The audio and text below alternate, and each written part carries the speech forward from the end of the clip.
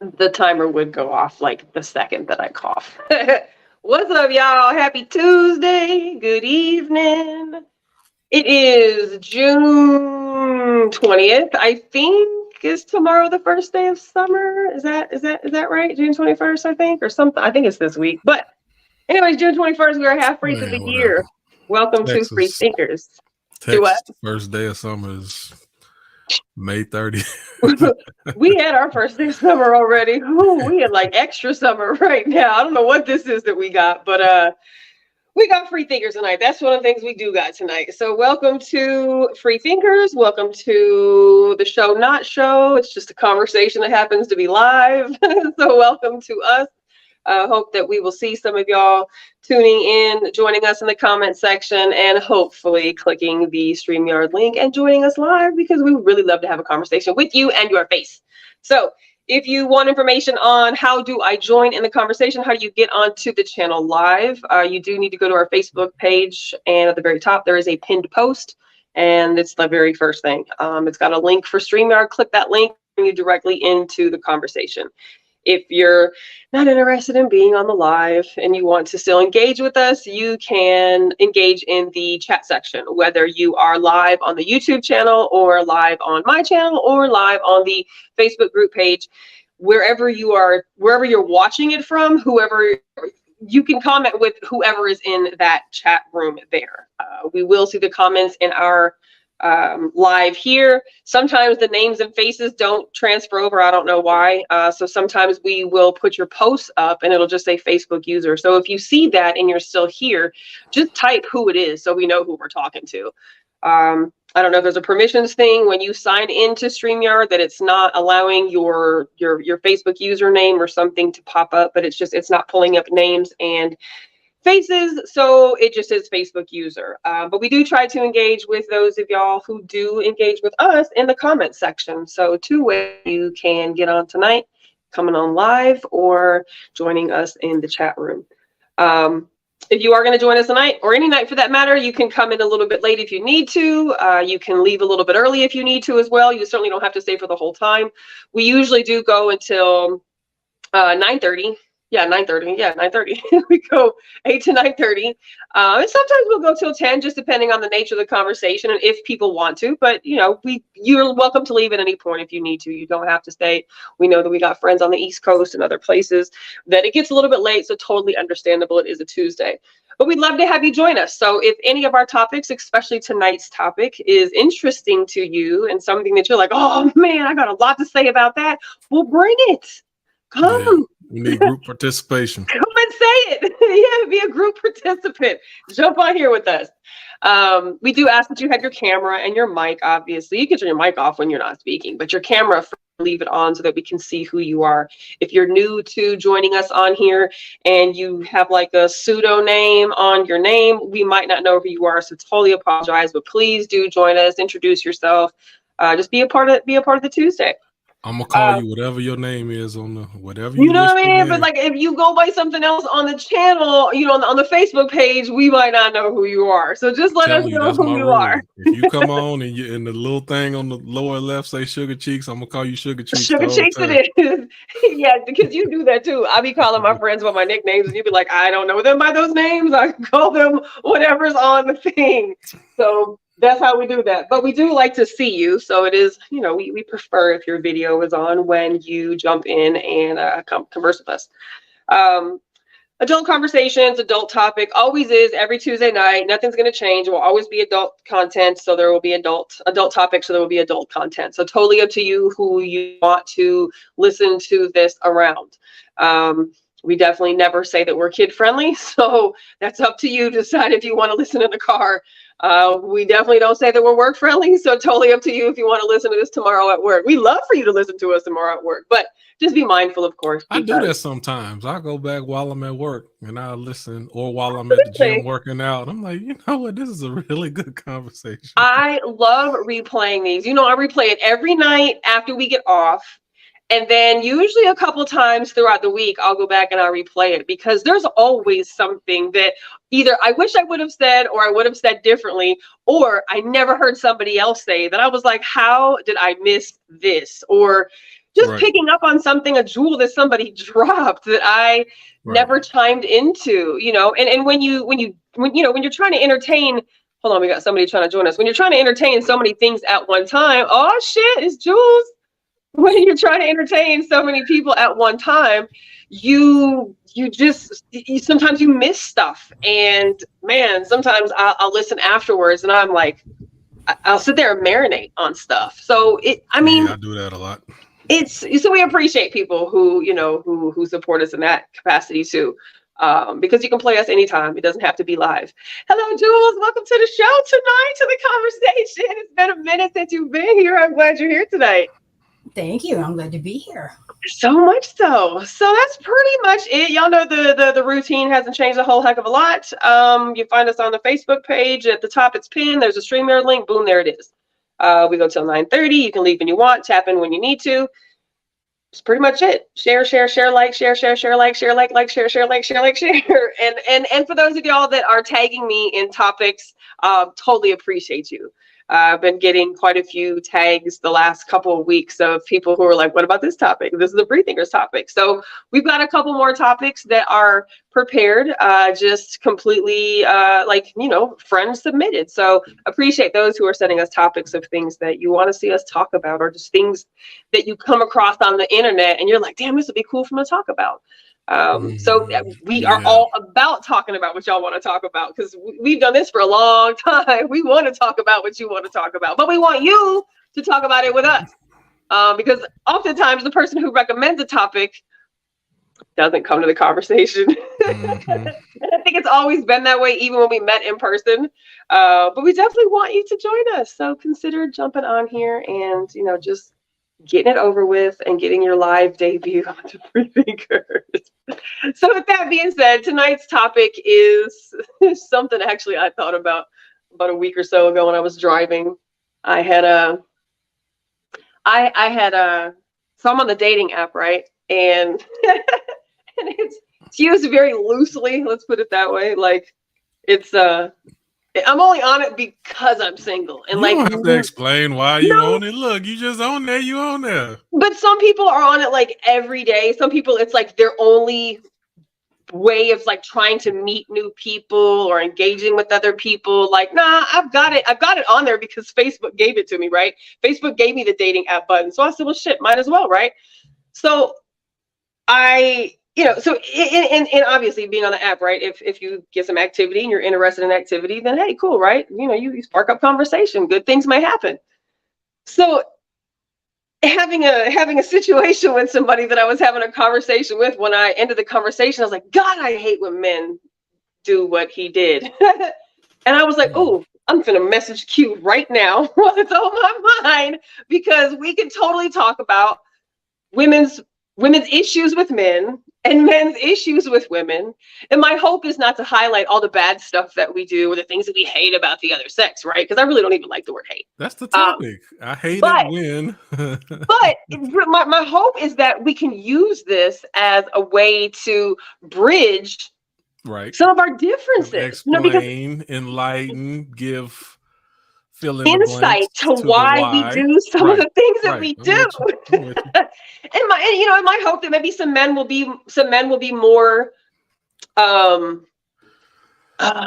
Smack say a teachable moment. Yeah, men will be more responsive to women, and women will be more responsive to men. So this works well in therapy, right? When you have a third person giving the same thing that you've said over and over. So maybe it will work on here too. So that was my thought about tonight. Wasn't about somebody was like, oh, that's negative energy. Well, I mean, certainly if the words are just that, but that's not what the purpose is here. We're not here to dog on each other, but we're definitely here to pick apart some of the shit we don't like in the hopes for, peace and transparency in our relationships. So I'm glad that you liked the idea. Because no, I do, absolutely. Okay. Jules, I'm a balanced person. What interested you in this topic, Jules? Being my past, and I had a huge shift happen after I got divorced, after being with my ex-husband for 12 years, where I realized that a lot of the things that I thought I hated were just small annoyances that aren't worth being upset about. But the thing that I've noticed going forward from back in 2007 when I got divorced is that if somebody's doing other things that are bigger, then those little things become less tolerable. And I was raised not to say the word hate. So when I say hate anything, Right. that's like I wasn't allowed to use that word. Yeah, same. So there's very few things, addiction. Same. When I just commented on one of your posts, like there's very few things that I hate. But it made me like waking up the next day and realizing that the dishes in the sink were going to be mine.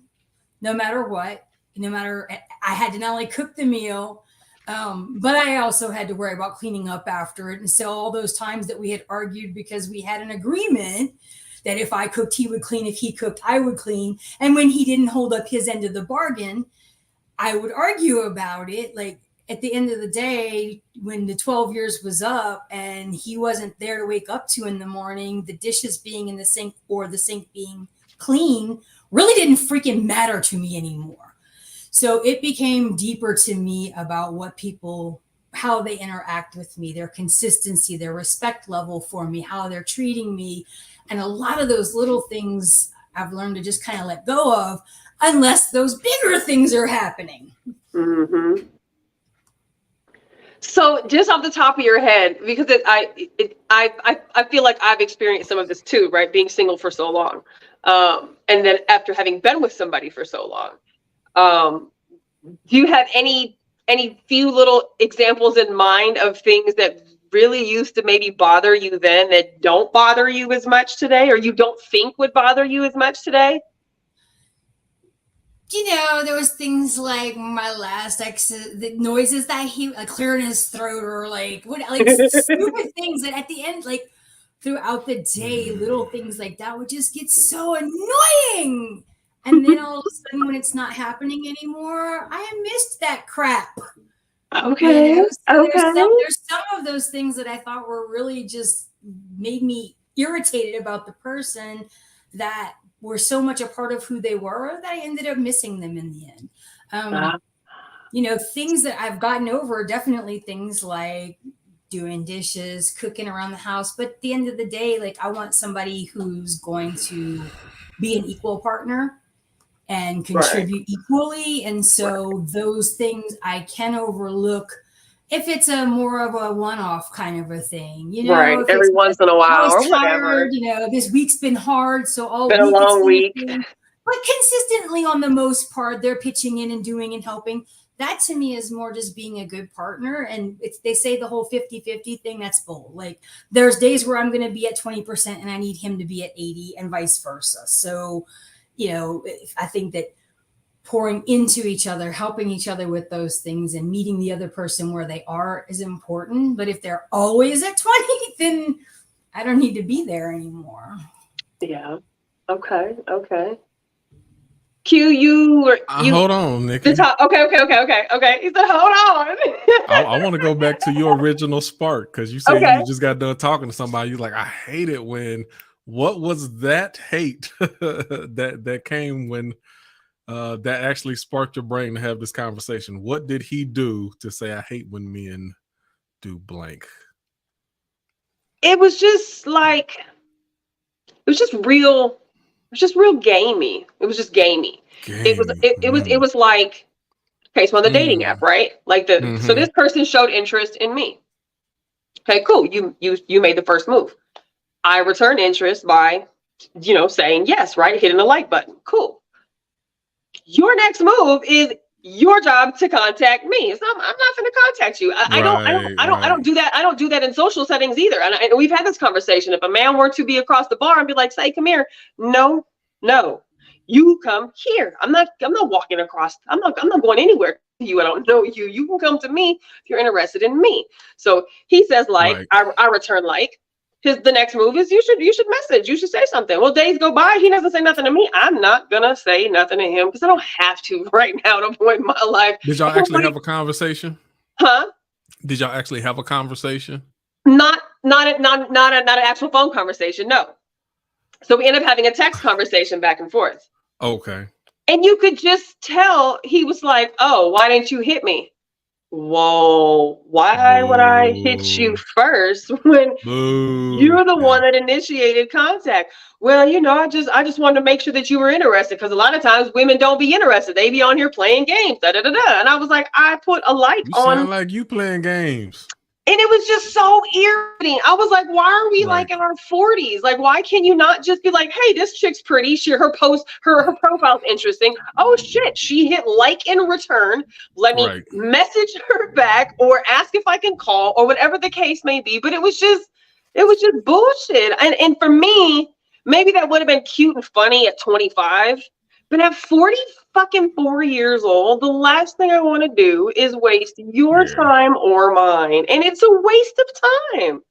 And so when I finished the message, I was just like, I could just tell the vibe was like, I never picked that conversation back up, but the vibe was just like boo boo to me, and I was like, I'm not doing this. And so when I put the phone down, I was like, oh, I hate when dudes do that, and I was like, boom, Yeah. there it is. Yeah. Yeah.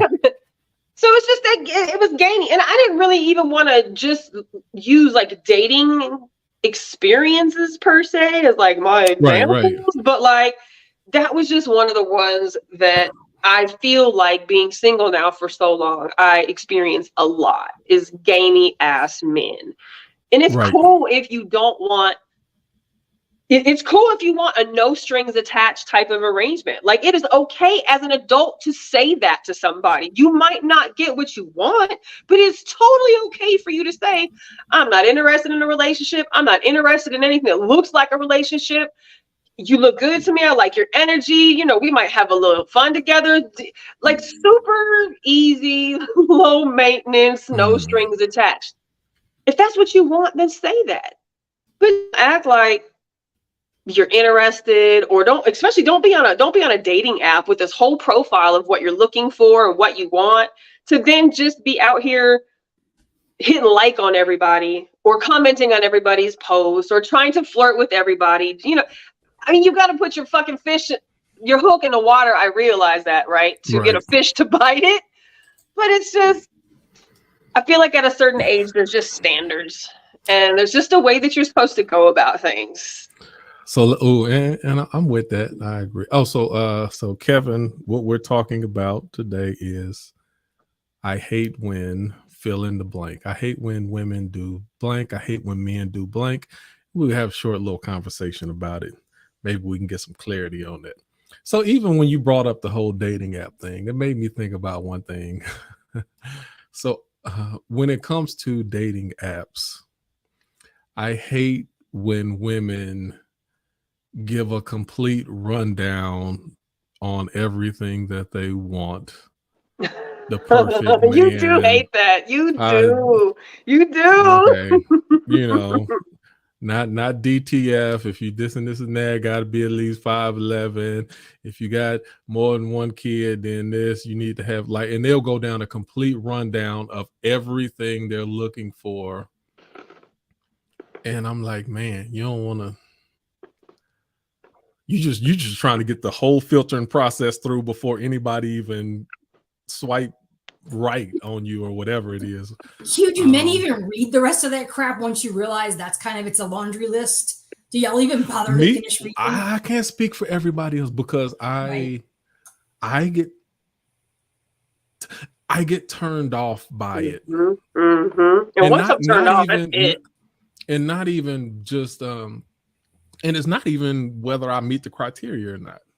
It's you're trying to microwave this thing. You're trying to make it an instant thing. Mm-hmm. Like these are my 14-point checklist of criteria, and whoever comes approaches me on this app, they need to meet these 14 points. So therefore we should be a good match. I don't know if that's what you're thinking in your mind, but it's like somebody could meet every single one of those and still not be it. Three things. Somebody could meet all 14 points and still not be the right person for you. Right. By you putting out there everything, that you're giving ammunition to those people who just want to be creeps and get your draws. oh, okay, they don't like this, they want this, they like this. And okay, I will chameleon myself into being exactly what you say you're looking for. And I'll put up the facade as long as I can in order to get what I want.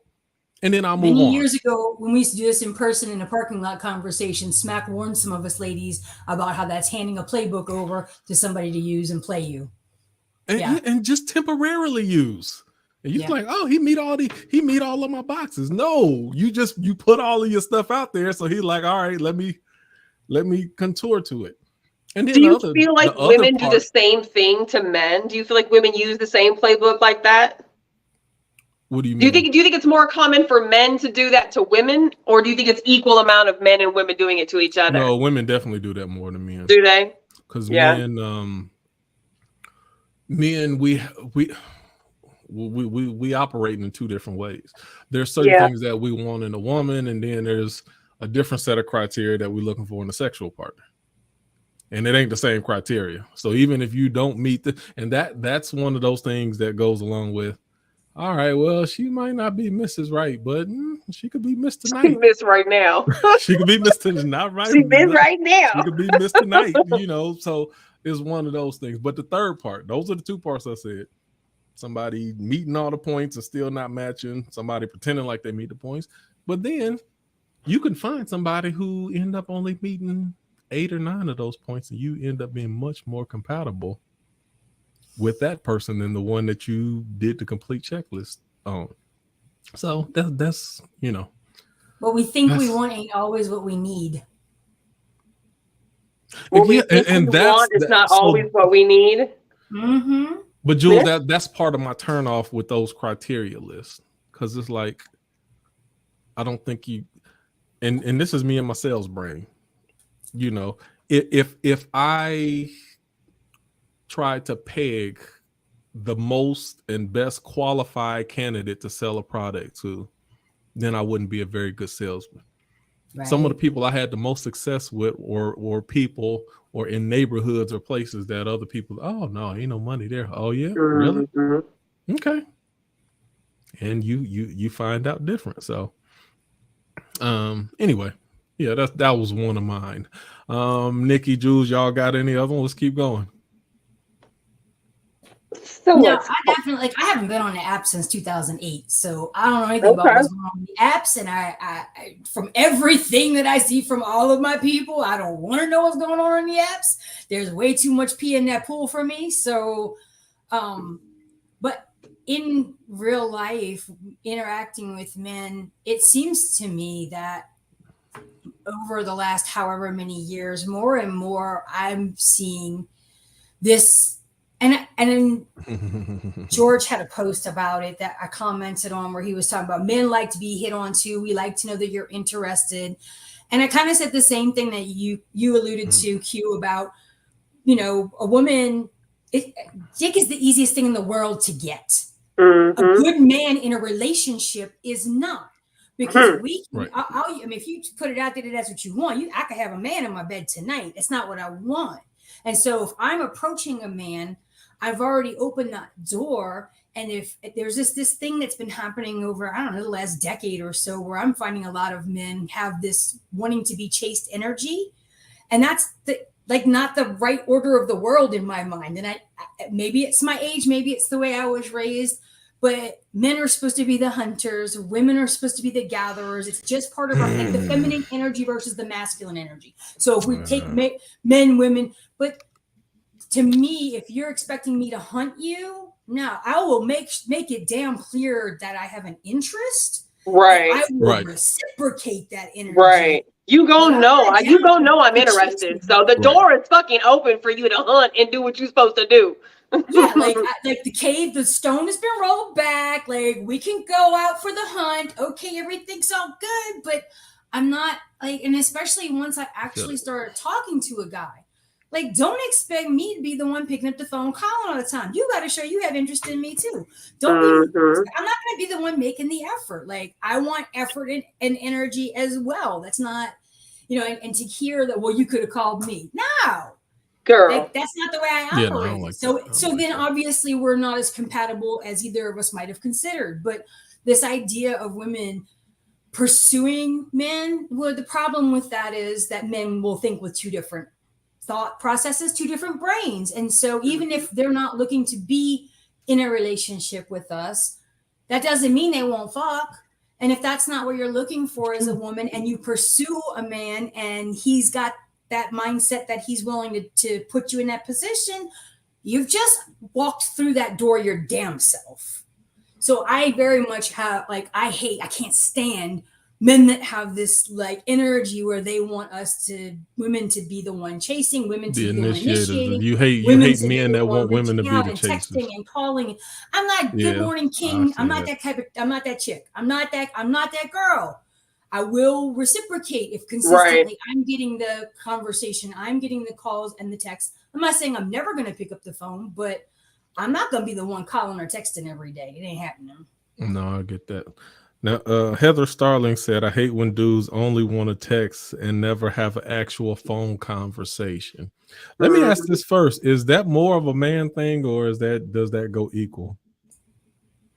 I think it's men. I don't know, because I think I honestly, would agree with that. I think it's more in the men, dating, probably. like, so in the dating app world, like, I've definitely come across more men whose profiles will say, if all you want to do is text or send messages on here, then don't bother, like, hit me up. And I was like, okay, so all right, men want to engage in conversation. But I think, kind of to what you said, Jules, we keep seeing the meme over and over and over, right? That if he wants you, you're going to know. If he wants you, he's going to come get you. If he wants you, there's going to be no question that he wants. So if I have to question your interest, I don't care what level we're at. But especially in the beginning, when I don't know what you want, or we don't even know each other like that, if I have to chase you, or if I have to feel like I'm putting forth more effort than I feel like you are, I'm gone. Like, that's it. The turnoff. And once the turnoff happens, that's it. So to your point, I do think that there's a lot of men who are wanting to be chased, and that doesn't mean that men don't deserve to be lusted after. That doesn't mean that men don't deserve to be objects of our affection. That doesn't mean that men don't deserve to be, put on a pedestal because he's a wonderful thing, quite possibly, right? That doesn't mean that just because a woman doesn't want to chase you, that you aren't a quality, good man that's worth being chased. Because once I have you, I'm a. But it's not in a woman's nature to chase after a man, in my opinion. It's just not. And it isn't necessarily a woman's chase, a man's job to chase after a woman per se. But if you put it out there that you're interested, and so is she, it has to be reciprocal.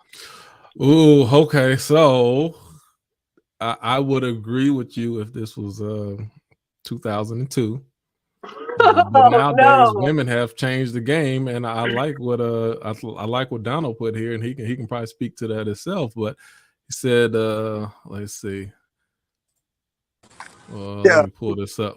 Hold on, I'm gonna read it. All right. He said, Women say they don't want patriarchy, but still want they man to handle most of the load. So I'll let you jump in here on this, Donald. But I definitely get. I hate when there's mixed signals that go on, because on one hand, me and you, Nikki, talked about the whole toxic masculinity type stuff. On one hand, they treat our masculinity as toxic, but then when it suits them, then they want you to step up and be the man. Like, so you get to pick and choose when I act like a man and when I don't. So that's definitely. Donald, jump in. What were you thinking, sir? Yeah, and that's my pet peeve with, as far as like women. You know what I'm saying? Like, they say, we in this equality society, so they pushing like equality, me too, equality, me too, which is understandable, and I totally understand, right? Some things you do deserve to be, equal in. But I think, in my opinion, from my observations of seeing great relationships and great family structures, they are structured from patriarchy. The man, makes the butt of the decisions. He handles the heavy load. A lot of women saying that they don't want patriarchy, but at the end of the day, pay all my bills. Or when something going down, hey, come handle this, daddy. Or you know what I'm saying? Come handle this. And it's like Q said, it's sending mixed signals. So I think we at a state relationship wise between the men and woman where we're confused on like what is it that we actually want. And that's not just on women either, that's on men as well. So but I think if we go back to the basics of patriarchy, we'll be fine. Do you think though that because do you think that can there be a balance in patriarchy where it's not the toxic masculinity as opposed to just masculinity?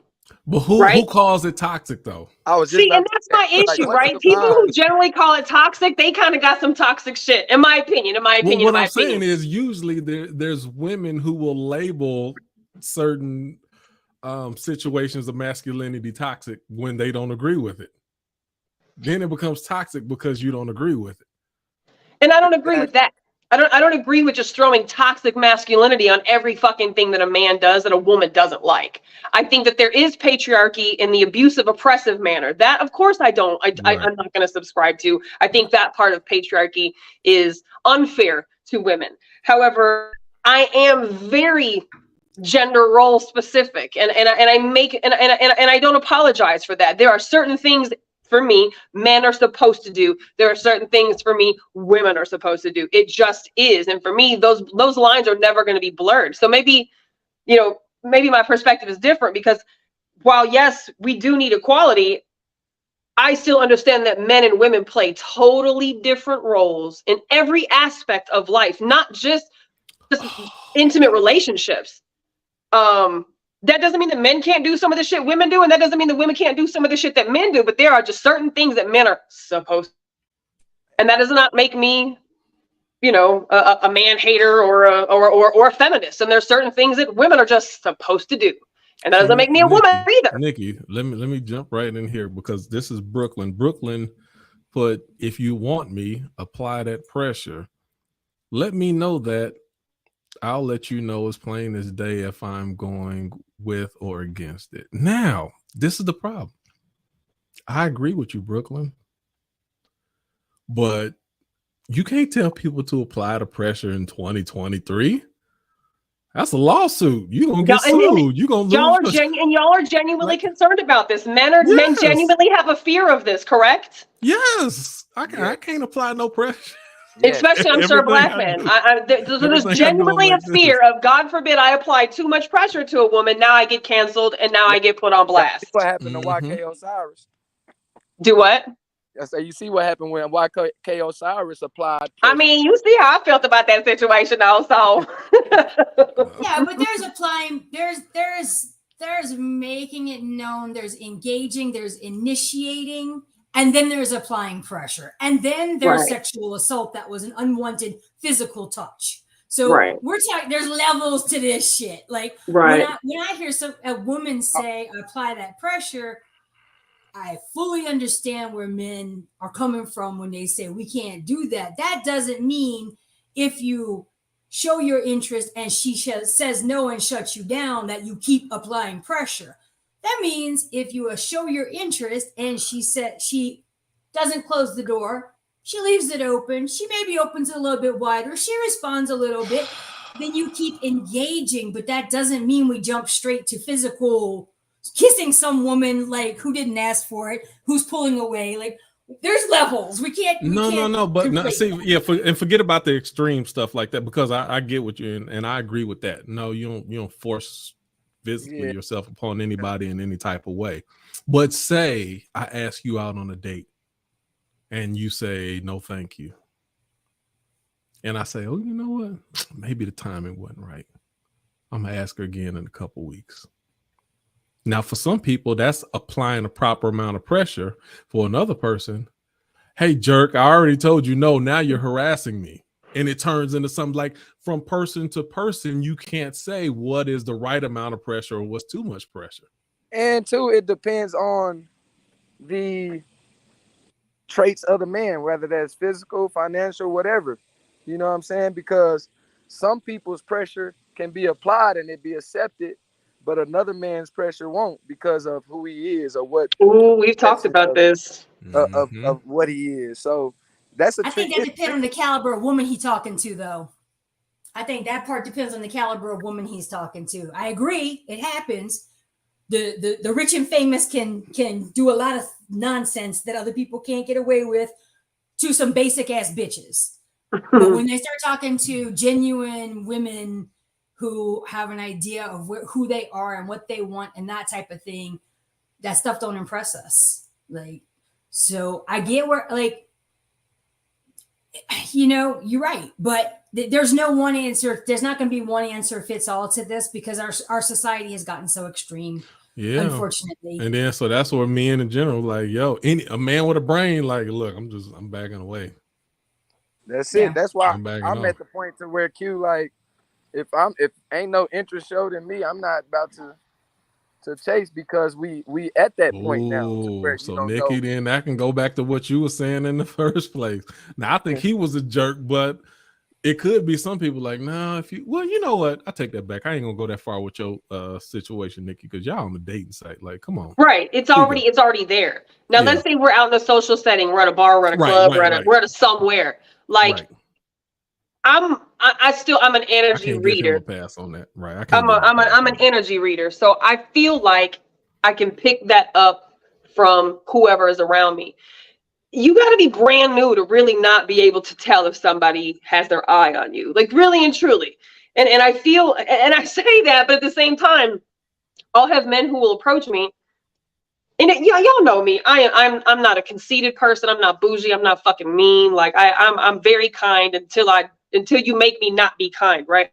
I'm not a mean woman. I don't do mean shit to people. Like I'm not mean. So I know how to turn men down in a way where it's not disrespectful. It's not mean, right?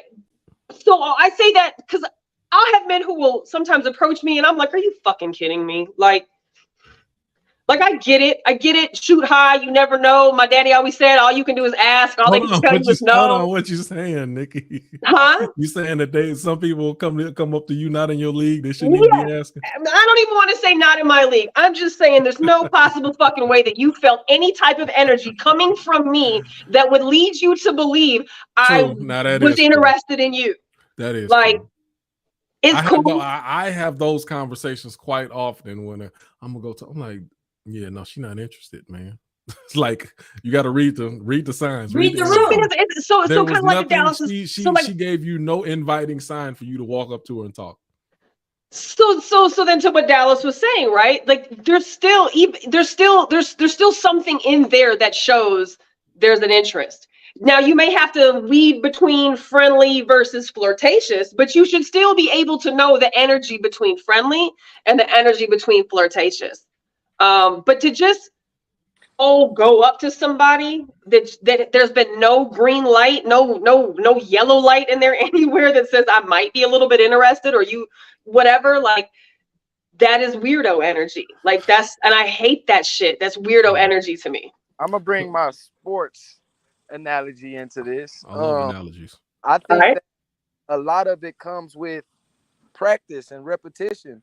A lot of these guys are just now finding themselves, just now coming into themselves, so they haven't really understood the quote unquote game. Like I was interested in girls early, you know what I'm saying? So I understood like their signs and you know, I think it's to a point to where I'm even understanding like when a girl horny for me. I can like damn near smell it. Like, you know, you horny right now. I mean, it's pheromones. Right, yeah. You know what I'm saying? Like, but she just in heat right now. I've said that before. Yeah, not saying that, you know what I'm saying? Jules looking like at I me just like, been out here, but I have a lot of practice with understanding those traits and those things. So the dudes that does that, I think I don't necessarily want to call them creeps. I just think that they're new to, you know, getting women.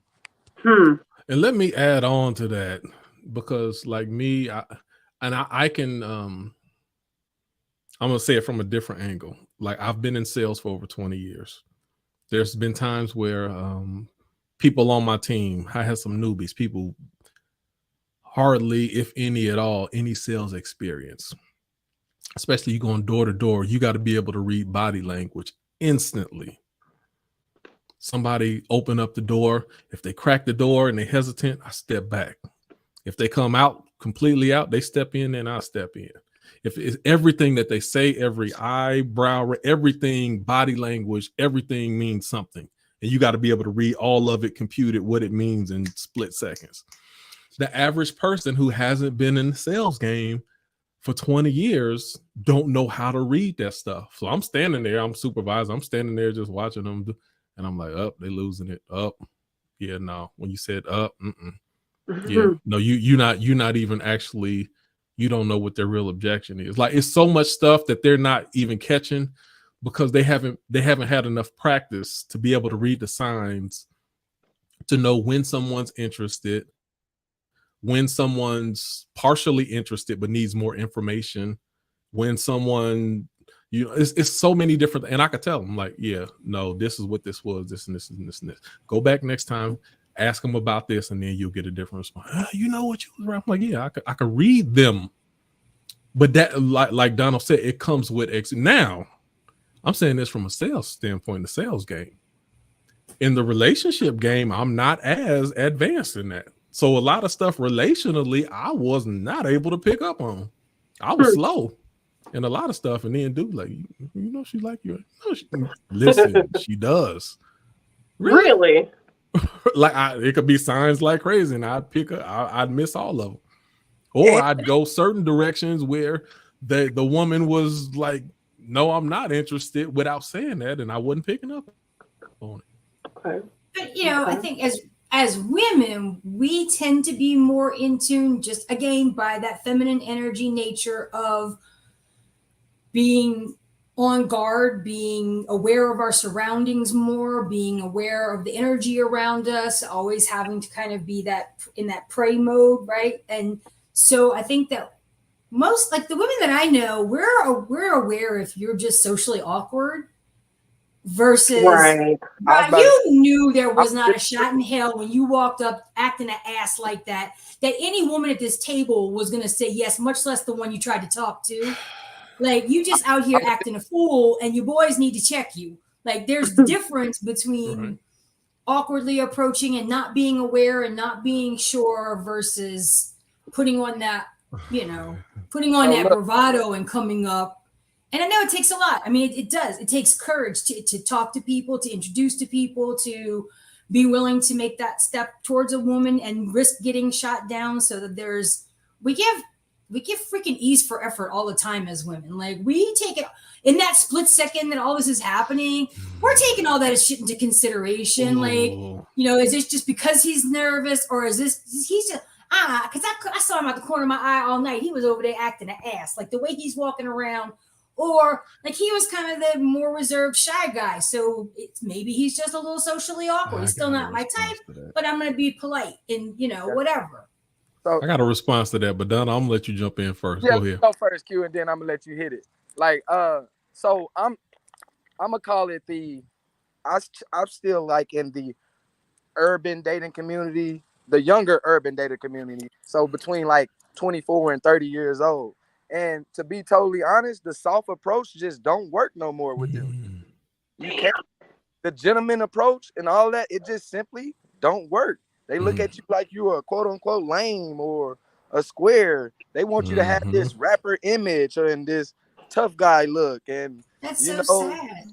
Yeah, no, Jules, that when we was that age, it was the same thing too. No, but our men were still men. Our men were men. Like, but that's what he's saying. You couldn't come timid or lame. You had to come with your chest out. But even the rapper dude always came to me with his chest out. Even the rapper dude always made sure that he came and hunted me down. Like, that's so fucking sad to hear you say that, Dallas, because these are the women who want all their bills paid. These are the women who don't want the patriarchy, but that's so get you a cougar who knows better. Okay. That's Jules. So let me jump right in there, Jules, because that's what Brooklyn put up a comment, which I like, but I'm gonna disagree with you in part, Brooklyn, on this. It says men have the opportunity to think with one of two heads at any given time. Rarely ever both. Some men rarely use the bigger head when approaching women, and you can smell it on them, I swear. Number one, don't assume which one is the bigger head. No, I'm just joking. Anyway, now. So now, what I say, Brooklyn, you may be right in part, depending on your age demographic. When you talk about, you can smell it on them coming. When men reach a certain age, men and women reach a certain age, they either flip or they even out. But women are the same way after they reach a certain, and you can smell it on them. They like coming at you hard and they thirsty for real. The same way that young men in our early 20s would come at women is the way that women in their 40s come at men. Ooh, talk Q. So it just, over time, then some of those things might change. I want to get back to what Dallas said first. Go ahead. Because I'm so Dallas. So what do you do as a man who doesn't let's say that you don't want to be this man, right? That these 24 through 30-year-old women are showing that that's what they want a man to be. If you don't want to be that type of man, then what do? Do you continue to just find the woman who wants the man who's a man, or do you just say fuck it and just be what it is that they want it to be and not get your needs fulfilled? Like, what, as a man, what do you do? I was just about to say that, like, it's getting to that point, not with me. Like, I feel like I'm mentally strong. Like, so I'm in a certain sector or a certain percentile. So I understand like the lower percentile of men and how they just accepting what's going on. So they just shooting they shot, hard. I'm coming at you strong. It's either this, or this. If I want to fuck, I'm about to come at you and ask you that if we gonna fuck. If I want to date you, I'm about to ask you if you want to go on a date. But at the end of that date, I had whatever intentions that I had, and I'm gonna express those intentions from jump. That's where that's where it's going right now. So I think that's putting a little bit of toxins in today's relationships as well, because it's getting to a point where dudes don't even really care no more to fulfill their quote unquote relationship needs. I feel that at this age. So seeing it from a 30-year-old's perspective versus, I'm about to be 45 years old. Like, like I literally had this conversation with my son's girlfriend. My son is 16 years old. Like, she loves my son and my son loves her. And we had a conversation one night, and they both had made a joke that, neither one of them was going anywhere. And I said, well, then y'all better make sure that you take care of whatever it is that makes you say that, because there's nothing out here. And I don't mean to be negative. I don't mean to sound like pessimistic about like opportunity, but being 45 years old and having been dating since I was, obviously in high school, been single for 7 years, there's fucking nothing out here. That doesn't mean for me that I rule out love. That doesn't mean I don't believe in it any less. And it doesn't mean I don't want it any less, but the pickings are so rotten. And it's not always just he's just a piece of shit dude. It's just there's so many broken components to people that I don't want to find myself being one of those women who's like, you know what, fuck it, I'll just, I'll just. And I find that a lot of women are just, and men too, but women, I'll speak in my circle, are just committed to just fucking staying single. That's women's fault. And celibate by default, because what the fuck? Why? I mean, after a while, you get fine with not having it. So it is what it is.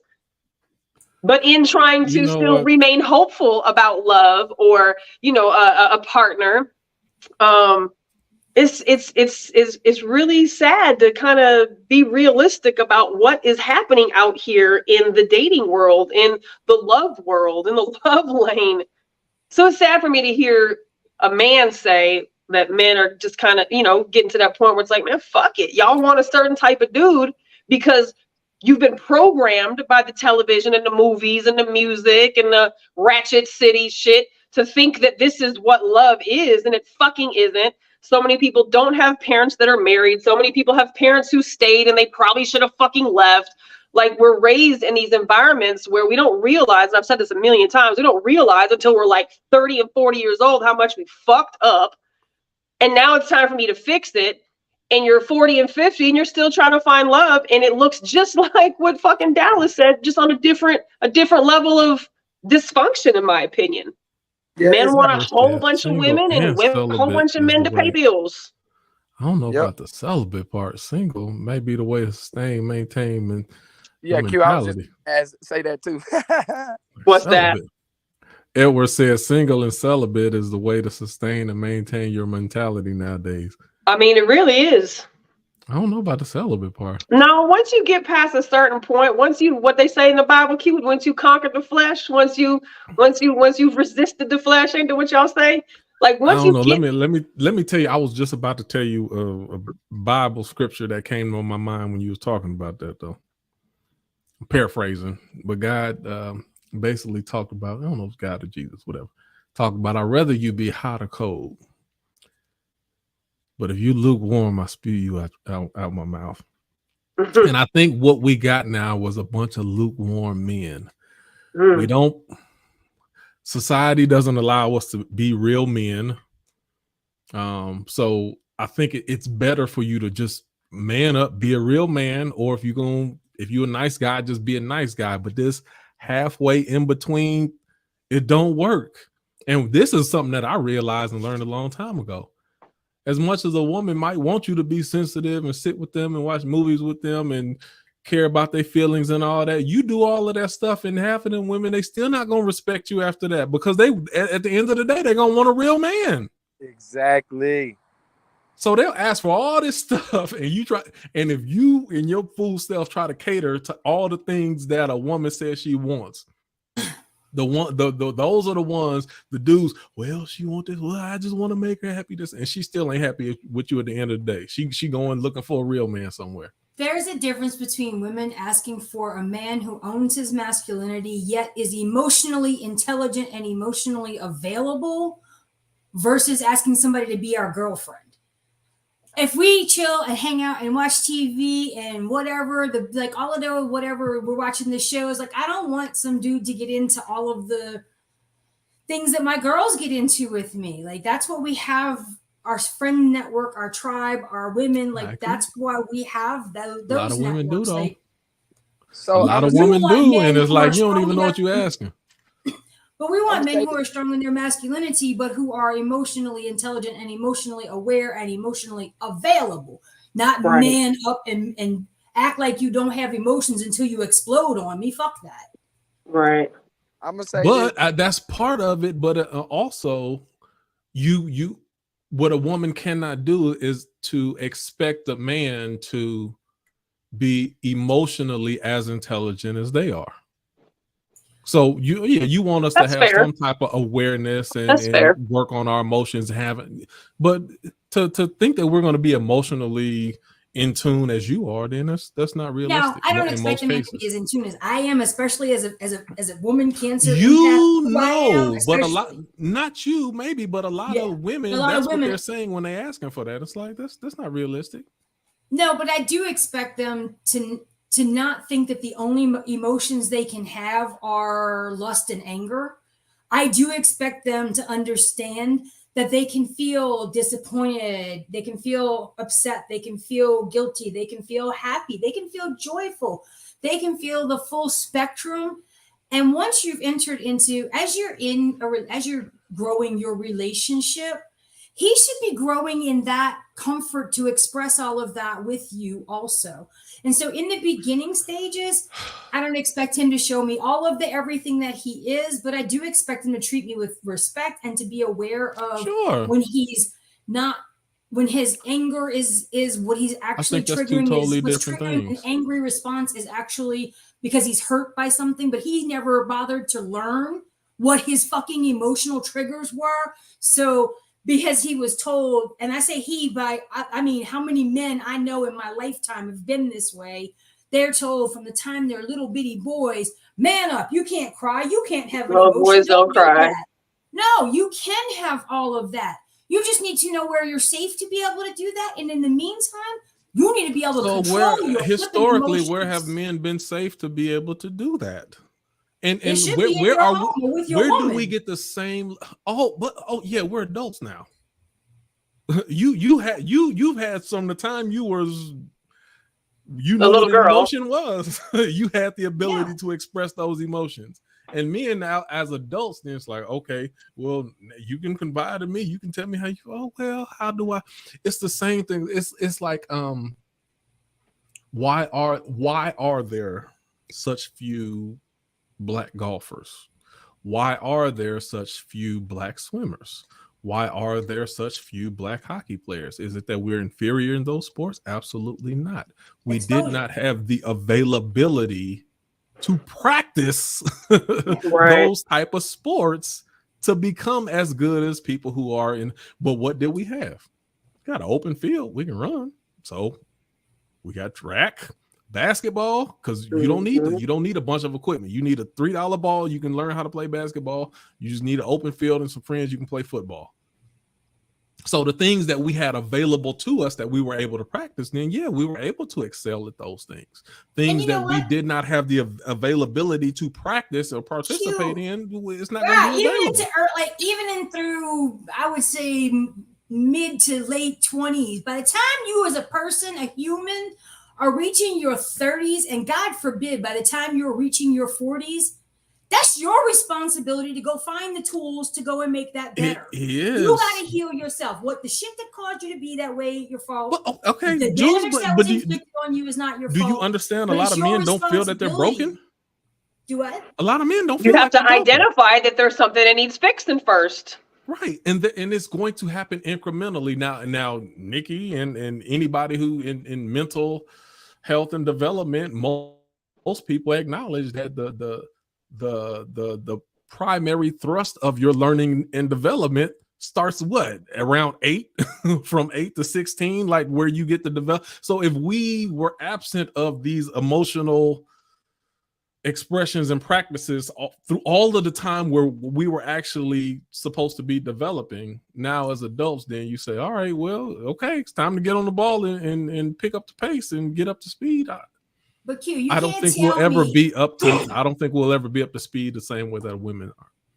I'm not expecting any man to be up to speed at the same level, but what I am expecting is you can't tell me that if a man makes it to 45, 49, 50 years old, like you can't tell me the first time somebody mentions arrested development, emotional, lack of emotional availability or lack of emotional intelligence. You can't tell me the first time that's going to be said to you is at 45, 50, 55 years old. No, I'm not even 100% sure. The common denominator in all of our the common denominator in all of our relationships is ourself. All my relationships, I'm the common denominator. I had to stop asking what's wrong with you and start going, what's wrong with me that I would be willing to tolerate that? And what's wrong with me that relationship ended? What's wrong with me that I picked a person like that? What's wrong with me that they whatever? And so as a man, y'all should be wondering at some point, what's wrong with me that I can't hold on to? Those questions that you ask, we won't ask those because I as a man, I don't think anything is wrong with that. Now, what I do think is wrong when a relationship breaks down and we're not able to mend it because we're poor communicators. Thank you. How come you couldn't tell her how you felt? Right. Thank you. How come you couldn't tell her what was bothering you? Dang, how come so those become like, man, maybe had I been more open and about what I felt and what we were going through, or I was mad at her, but still I wanted to work it out. I just didn't explain it properly. Maybe I need to work on that. So it's certain elements of it that we work on, but just some of the stuff you're talking about, that's not what we really think of. Well, to your point, on here, he's talking 24 to 30 age group, and your brain doesn't finish developing until 25 or later. Like I'm not expecting a 24-year-old to be able to handle anything that a 30-year-old should be able to handle, and I'm definitely not expecting a 24-year-old to handle things the same way a 40-year-old is going to handle them.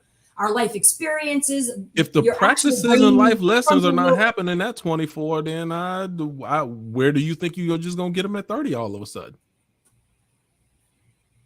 a lot of my development happened in my early 20s. Yes. When I was dealing with a girlfriend who liked to make me jealous, and she was violent, and you know, a whole bunch of crazy stuff, and we were breaking up every other week and stuff like that. That was in those early 20s. That's what helped me to become what I had. I not gone through that at that stage of my life, then I'd probably still be in that cycle. Yeah, but you learned from it, and that should be the hope, is that we continue to evolve and learn and improve. And so, but I'm saying I learned in my 20s, though. Yeah, but I wouldn't shut down someone like they're too young to for it not to matter. And if you don't learn it while you're in those ages, then what's to say that you're going to learn it later on down the road? No, not that there's not a big difference between. There's a lot of 45-year-old women who act just like 15-year-old women because they never had the lessons that they learned, or they just didn't get the lessons, or they didn't have the examples around. Whatever the case is, they didn't get the lessons and they still act like teenagers. And I know a lot of them. And it's not that I don't think that those lessons matter any differently. I'm saying that I don't expect the reaction, the knowledge, the wisdom, the healing, the work on self to be there at a 24 level like it should be by 34, like it should be by 44. If decade over decade, you're not recognizing your own patterns that are causing the things happening in your life, in your relationships to happen, that's on the individual. Like, if you don't recognize your own patterns in your own life, like, it's our responsibility to see those things. And I think so often men have just been told that they need to stuff it. They can't show emotion. Little bitty boy on up. You've got to be a man, buck up and deal with it. And that's not right. It's not fair. And I've got too many exes that'll tell you I help them learn emotional intelligence, just because after a short enough amount of time of getting to know them, I can pinpoint and go, like what's going on? Because I'm feeling this already from you. I feel that energy. I know what it is. Tell me what's happening that's making me feel your energy. That feels to me like whatever the emotion is that's getting ready to come out as either anger or detachment or whatever that man's reaction. He was taught to stuff emotions and bottle it up and not process it. We women end up being the ones to pull those things out of those men and help them heal and process all of that. And too often we don't end up seeing a benefit at the end of it. Except when they move on to the next person. I got so much I want to say. It was awesome. Thanks. Oh man. I hope I don't forget this thought, but let me get to Brooklyn, because okay, I think I got that. I'm gonna hold on to it. Brooklyn said, I don't know a single woman that hasn't asked for exactly what she needed before ending the relationship, if not many times. Number one, let me disagree with you again, Brooklyn. Number one, per se, you can say that now, if a woman expresses exactly what she needed after the fact, then what does it see? So let me say it like this. I know several women also, I can agree with you to some degree. They will ask for exactly what she needed before ending the relationship, but by the time she fully articulates that, she's completely done, and there's no repairing the relationship anymore after that. And sometimes a woman will tell somebody like after they've mentally checked out and they've moved on already. So you don't even get the opportunity. That's number one. That's part A. Part B, if not many times, that's a relationship. There's a difference between deal breakers. I think every person needs to know the difference between deal breakers and things that need immediate change. But in a relationship, just like you talked about, Jules, with the dishes and this and that, everybody says stuff over and over that will never change or will partially change or that will slowly change. If you are I learned this early, especially I think having kids broke me of my mindset. And I hate people. Speaking of hate, I hate people who do this. Well, I told them I'm not going to tell them again. in what world outside of your partner do you have a I'm gonna tell you once, I'm never gonna tell you again, if you don't get it, then that's it mentality? We don't do No, that that's with our not. children. We don't do that with our siblings. We don't do that with our boss at our job. We don't do that with our workers if we manage the job. You have to say things repetitively. Nobody gets anything the first go round. You have to repeat it repetitively, say things with your children, your family, and then maybe they'll get it to some degree, maybe they won't. But it's for some reason we put unrealistic expectations on our partner. Well, I told him once, I'm not going to repeat myself again. That don't make sense. I don't like that. That's not having a basic understanding of people don't always have ears to hear. But or I eyes to used to be like that at one point in time too. I would be like that. Nah, look, I told her I ain't gonna repeat myself again. Stop it. That's not a relationship mentality. No, and I think you got to depends remind people on love. how no much habit breaks overnight just because you mentioned that you don't like it. Like, come on. No, but the act of being mindful about what it was that you brought to my attention shows that you're hearing, not listening, but you're hearing what I'm saying.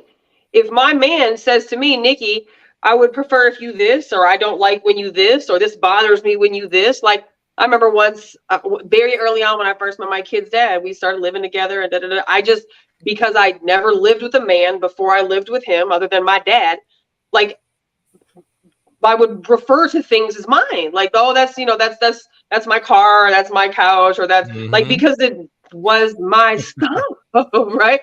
And months after we've been living together, and clearly, he's paying bills and he's bringing shit into the house, and whatever. Like, we have a whole family going on now. It just by default, I never really spoke in a we. I never spoke as we. It was we when it was him and I as a relationship, but our stuff was mine. And it wasn't like I'm trying to say this is all my shit, none of it's yours. That's just how I was used to speaking. And he brought it to my attention once. He goes, it really bothers me that everything is yours. You don't say we, you don't say our. And in my mind, I'm like, well, it is my. But for him, it felt like, he didn't have, he wasn't as important to be considered a we. And from that day forward, I never, ever referred to anything that was mine as mine. Our shit was our shit. And he never referred to things as his or whatever either. But you don't have to tell me too many times.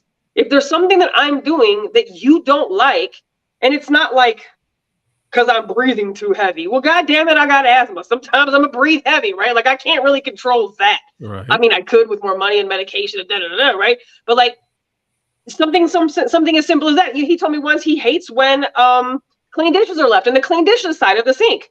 I always fucking tried to make a point to get the dishes out of the sink. Always. Like, was it always successful? No.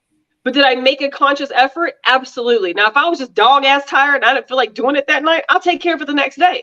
But I consciously made my actions said, I heard you. You're important to me. I want you to be able to have your needs be met too, because I know I'm asking a whole fuck of a lot from you to make me happy. So let me compromise. Let me do what makes you happy.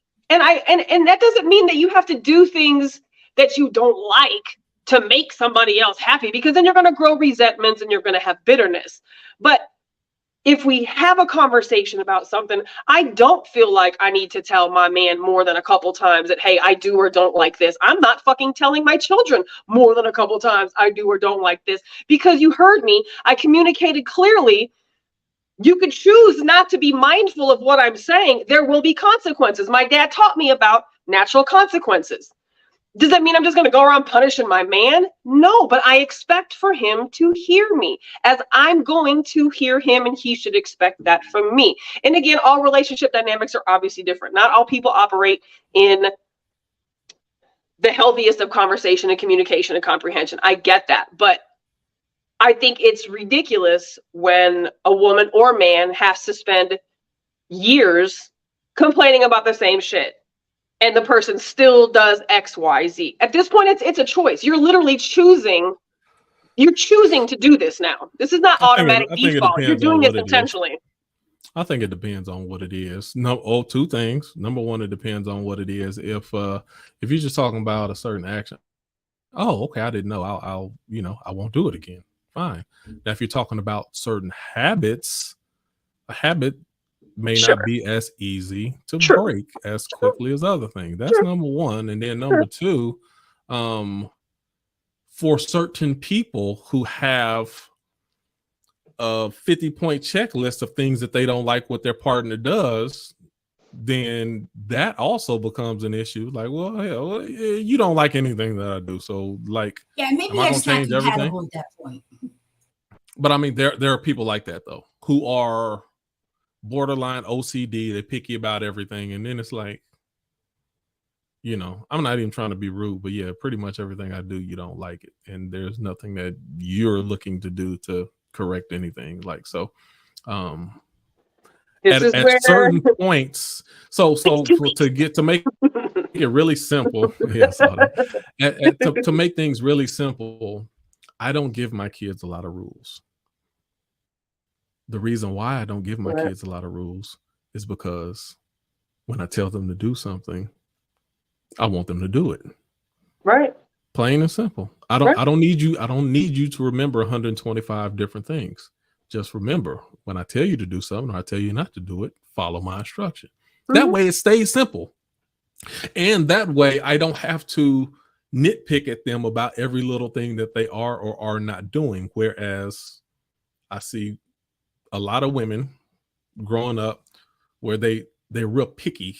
Like they pick at kids, do this, don't do this, this and this and that. So if you have 47 rules that you want your kids to abide by, you also have to enforce those 47 rules. Mm-hmm. So if you're not going to enforce it or punishment or let there be some type of consequence out of that, then you're teaching them also to, yeah, all right, whatever, mom. So is this why we may see our men and women too? I'm speaking from a woman's perspective. Is this why you think, because I was going to mention this a while back and I wrote down some notes. Do you think that this is where boys get it from, is the moms, like the male, the son and mother dynamic? There's, I could be a lot of it. I've come to learn, obviously, as I've gotten older, my children have gotten older, that not all women are good mothers and not all men are good fathers. They're just not. Some of them shouldn't even have fucking children, women and men. There's some horrible mothers out there, some terribly damaged, broken women and men. So for little boys who grew up in a home, especially where there are no other men, or there's a whole bunch of them, these are where our men are growing up to actually not like women, to hate women, to not respect women.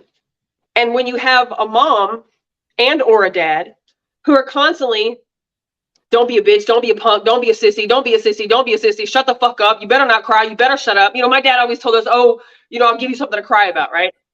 That was about the extent of, about that, right? It was, I'll give you something to cry about, and then I'll reach for that wooden spoon, and then it was over. But it was not a constant barrage of shut the fuck up, you can't cry, you can't say this. And so for me, as a 45-year-old woman now, being around as long as I have, around as many men as I have, around as many broken fucking people as I have, so many of these things that we pick at about our opposite sex partners, the shit that inadvertently was taught or done onto them as children. Right. So you have boys who grew up to be men who can't cry because they were told to shut the fuck up all the time. They were told by their mom that they're going to be a punk and a sissy, and everybody else said, you cry if you're soft, if you so on and so forth. So I've just kind of had to really accept that you meet somebody where they are. And they're generally not going to be in a space where you optimally, I don't know the fucking word I'm looking for, would like them to be. But this is where action comes into play. How do I be the right man for you? How do I be the right woman for you? Despite all the shit that we came from, how do I be the right person for the next partner? Somebody posted this week, I don't remember who it was, posted this week, when was the last, it was a men's post. It said, when was the last time you cried? And so I was like, oh, let me see what people are saying. Out of the maybe 20 men who had commented so far, they were all like 5 to 9 years since the last time they fucking cried.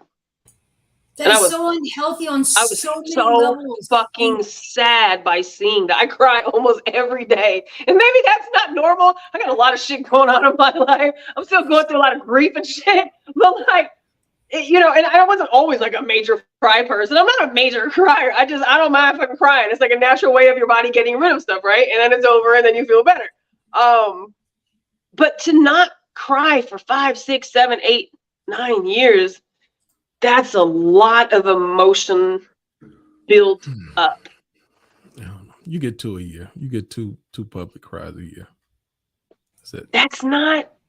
But that's not. It is for a man. You get 2.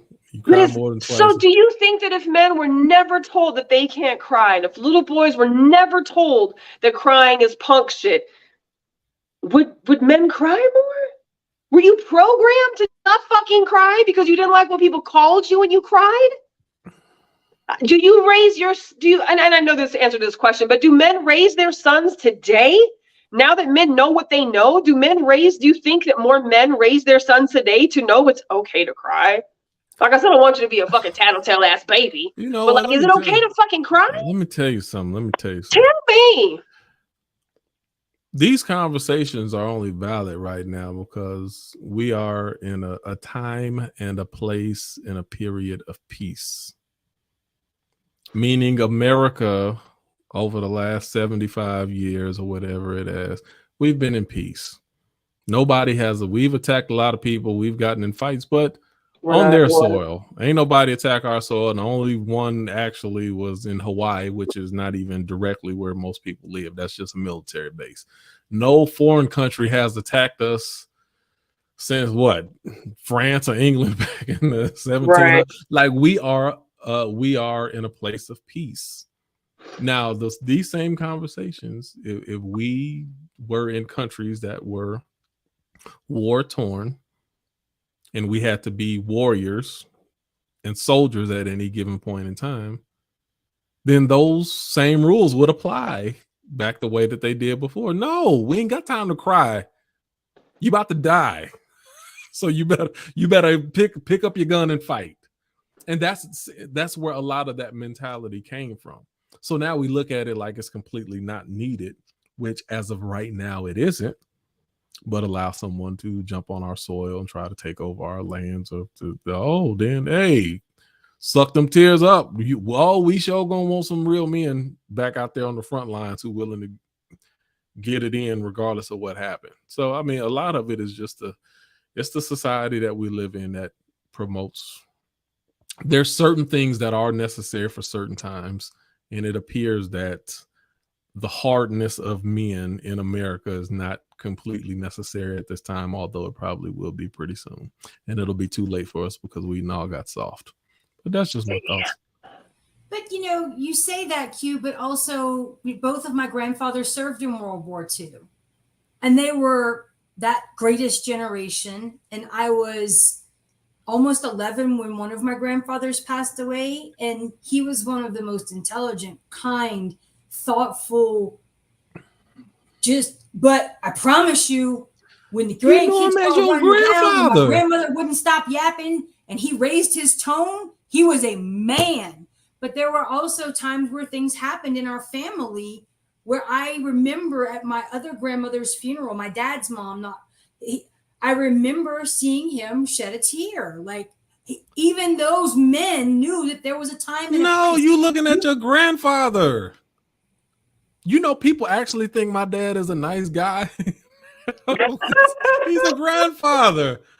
My daddy used to go around whooping everybody. It wasn't even his kids. People think my dad's a nice guy. My daddy was like, people think my kids have no idea. They just think granddad's so cool and nice and just like to play. And I'm like, oh my God.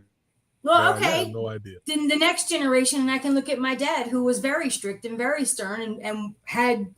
There was no, when I tell you you're going to do something, you're going to do it. And there were those, don't make me give you a reason to cry to me and my sister when we were growing up. But also over a lifetime before he passed away, there were many times that he was vulnerable enough with us, his family, to show that side when there was a reason for it, not when it was, because his favorite sports team fucking lost, but when we had tragedy strike in our family, when we had stress bringing down on all of us to the point of, my family went through Hurricane Katrina, baby. Like when everybody is deep down under it. Like my dad showed emotion at appropriate times, but it took him a long time to stop just blowing the fuck up at people like he did when I was little. And what I'm telling you, Jules, and I don't know this, but I'm guessing that was probably your grandfather too when he was your father's age. You just know him as your grandfather.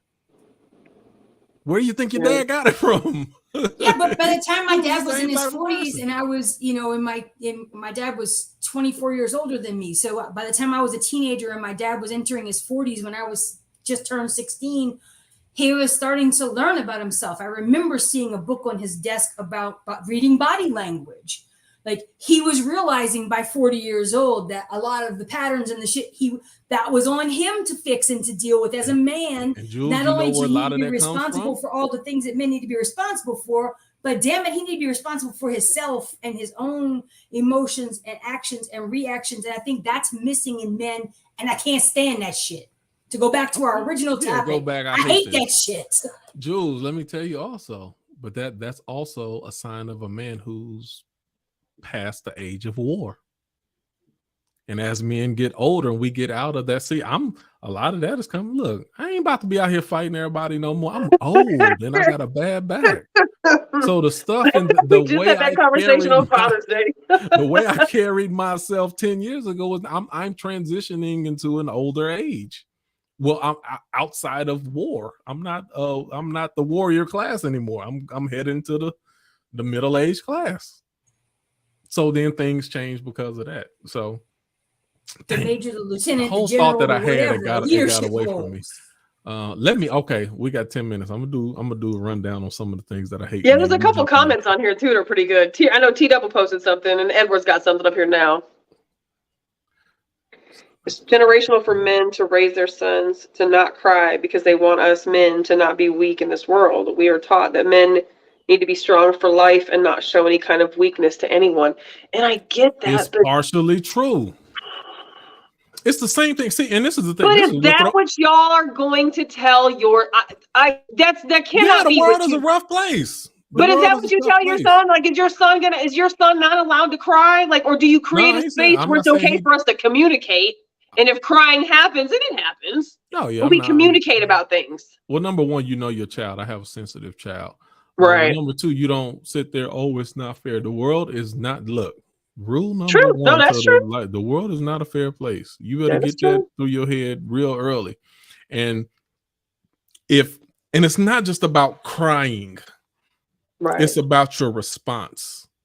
See, if you cry as a form of retreating, it's not acceptable. There's times where I had tears running down my eyes while I was beating somebody's ass. Right. Now, you can have tears, but if it forces you to action, that will be acceptable. But what we're trying to promote to our sons is that you cannot allow a situation. It's not even directly about the crying. It's about you folding up your tent and saying, I don't want to play this game no more. You don't have a choice. The game of life don't stop just because you decide you want to stop playing. And you're going to get played. Just because you stop playing, you still going to get played. Mm. So that's stuff that we teach them. It's not so much about the crying as it is the response. If you're going to push through them tears, then we all right with that. We see athletes cry all the time.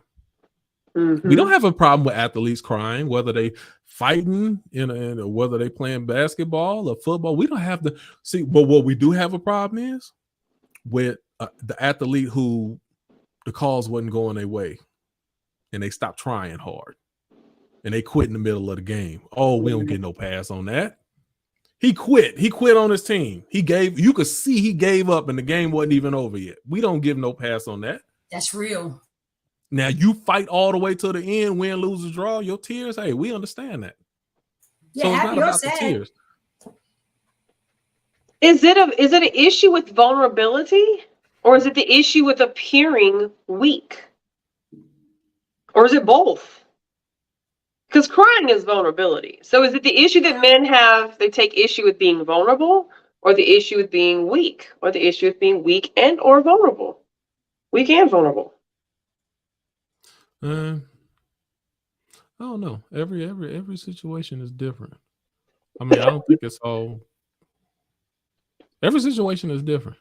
Do you think that this dynamic will ever change? Do you think that the dynamic will ever be where we have a society, which obviously means that parents have to clearly get on board, where no, and you know why, Nikki? Because as much as y'all talk about this, y'all don't, you women in general as a whole don't want no crying ass men. If you really did want it, then men, if that's what you really wanted, men would be crying all day. We flow with what you go with.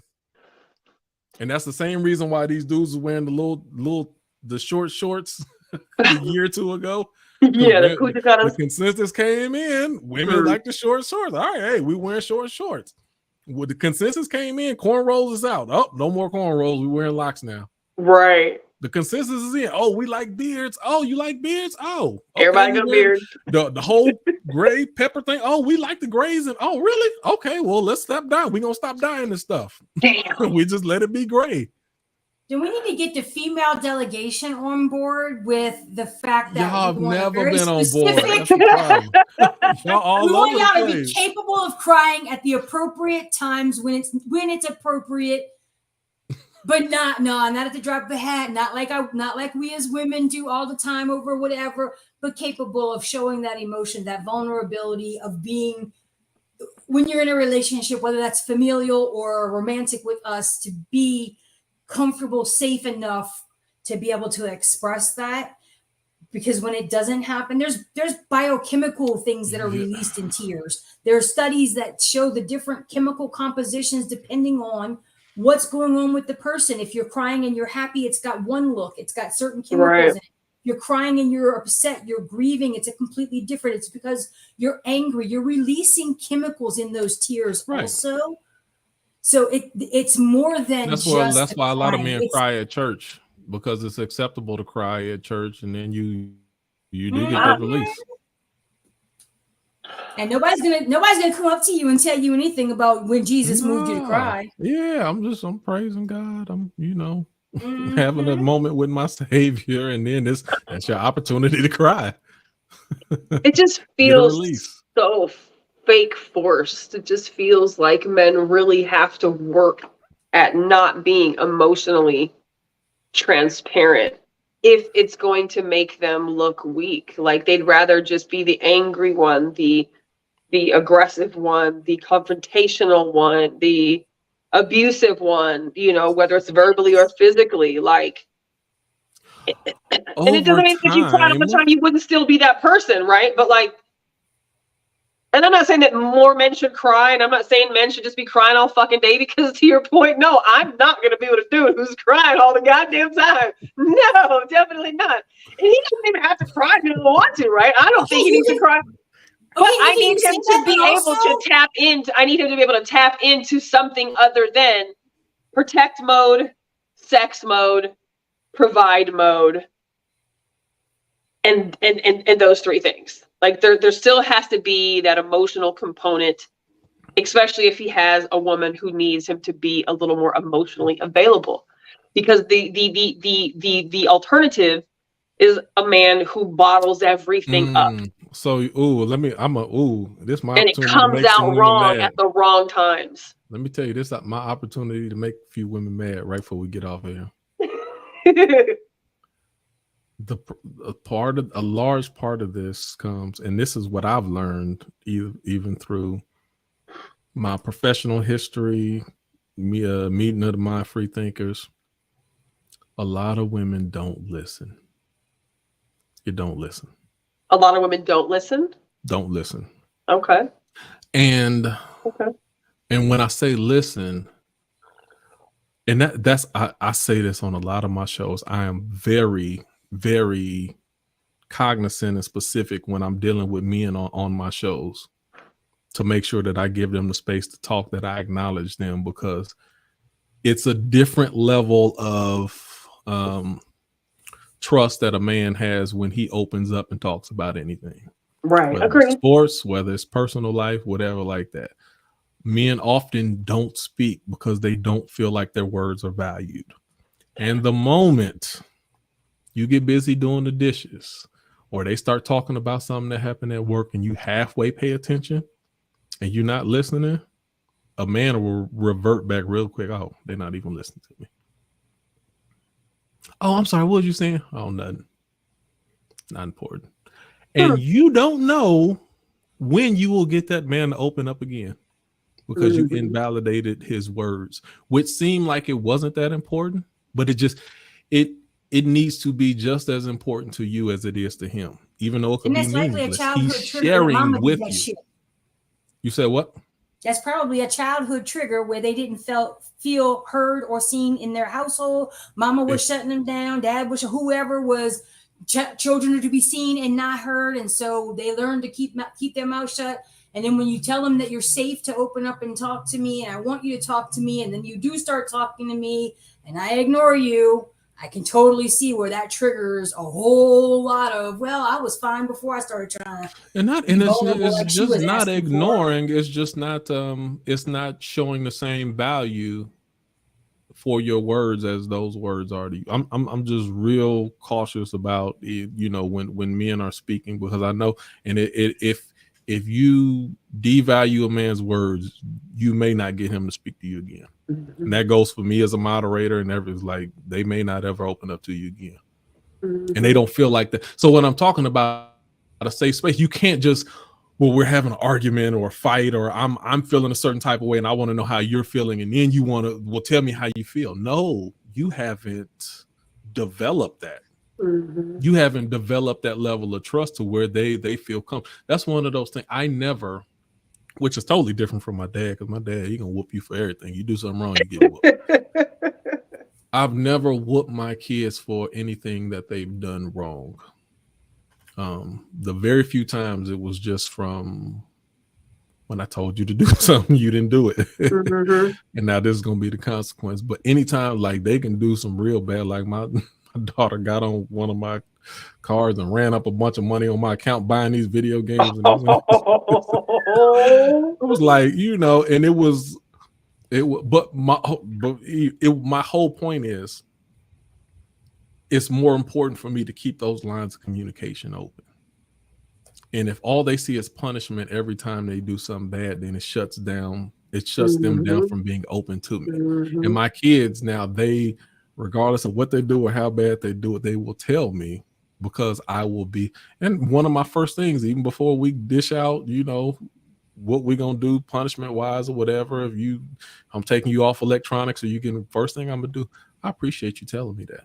That took a lot of courage for you to come out and say that. And then we will have a nice, calm conversation. But I'm setting the tone for future dialogues later on, because this is small stuff. Okay, she bought some video games. You got big shit you gotta talk about. I'm going to want them to tell me about the big stuff. I'm setting the stage now so that they can feel comfortable, whatever it is later down the road. Okay, I can tell Dad. But that's how you build it, though. You gotta build it, and I think that's where a lot of women miss it. So that was my thought on that. I like that you said that, because it makes me think of immediacy. If you're not listening to your partner, you're not being immediate. You're not showing immediacy, meaning that you are tending to it right now. And I think that's definitely something that is missing for a lot of people, is the distractions, the phone, the computer, the video games, social media, I used to talk to a guy who literally lived on his fucking phone. It was so like, there was literally an addiction to his phone. So much so that every date I have gone out with since him, where a man puts his phone down, where a man doesn't even take his phone out, right, I appreciate that man so fucking much, because he's being immediate. He's giving the attention to what we're doing at that moment. Right. And, maybe may check a phone or whatever here and there if a message comes through, but is Right. absolutely tending to what is happening at the moment. Right. And so immediacy, that kind of just makes me think of just listening, because that's exactly what that is being attentive, being in the moment, being plugged in, hearing what you say, processing what you say, as opposed to trying to lie and divide attention amongst 4 or 5 different things happening at one time when you cannot give 100% to any of those 4 or 5 things. Right. So you're going to miss things. Immediacy for me is definitely one of my requirements in relationships. There has to be immediacy. I am definitely giving that to you, so I have to have that in return. Because I think anything less than that is honestly disrespectful. It's rude. It's inconsiderate. Right. And I do not do well with inconsiderate people at all. And with all my list of things I don't like. Yeah, and that's the starting of those small things that they're like, if it's checking the phone once because it came through, if it's checking the phone because he has small children, he has elderly, whatever. Like if there's a known reason, that's one thing. But when he's just on the damn phone and it's an all the time thing, and especially if we're having a conversation and then you pick that phone up and then you ask me to repeat myself. Man, look. And look, Joel, this is why we give him credit. He could always repeat what I said, but he didn't hear what I said. He listened to what I said, but he didn't hear what I said. He just was listening to me talk. He wasn't trying to compute shit.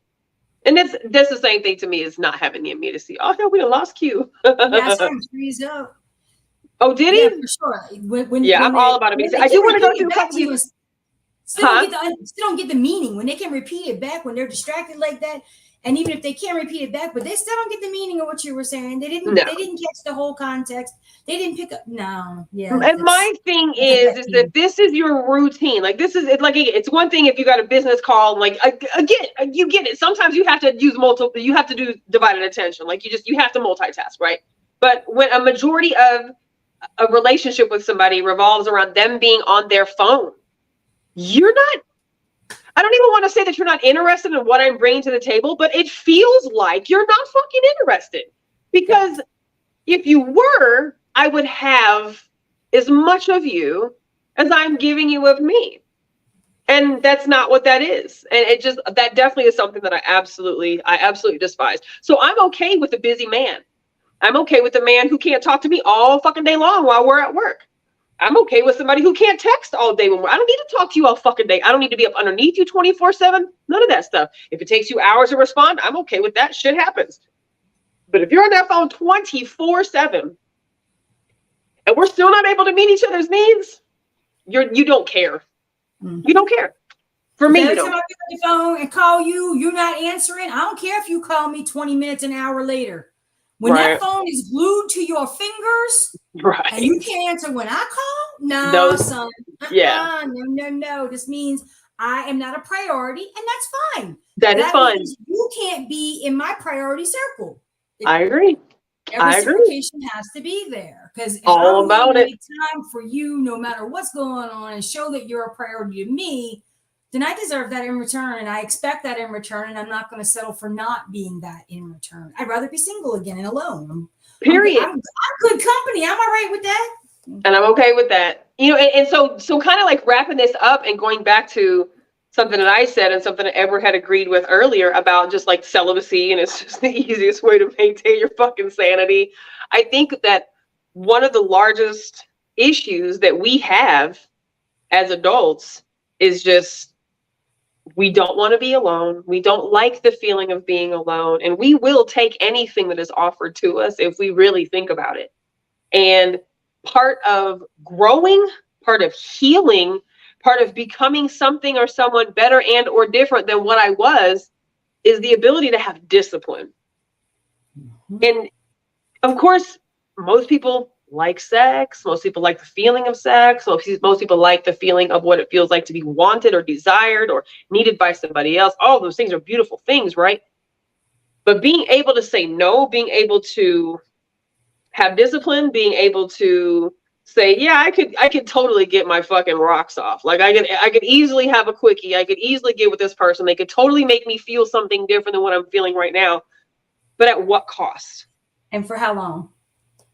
And it's, sex is sex is a drug too. And a lot of people don't like to acknowledge that, but it is.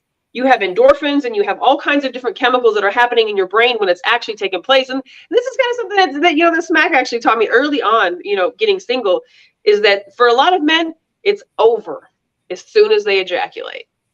Once they nut, it's done. Your purpose has been served. And I understand that to a lot of levels.